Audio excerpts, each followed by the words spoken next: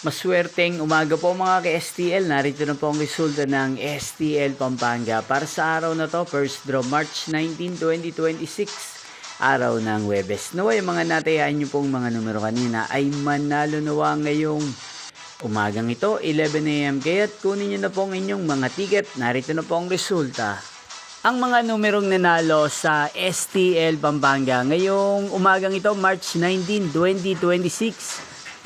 11 AM first draw result 34 at 20 in exact order. Again 34 at 20.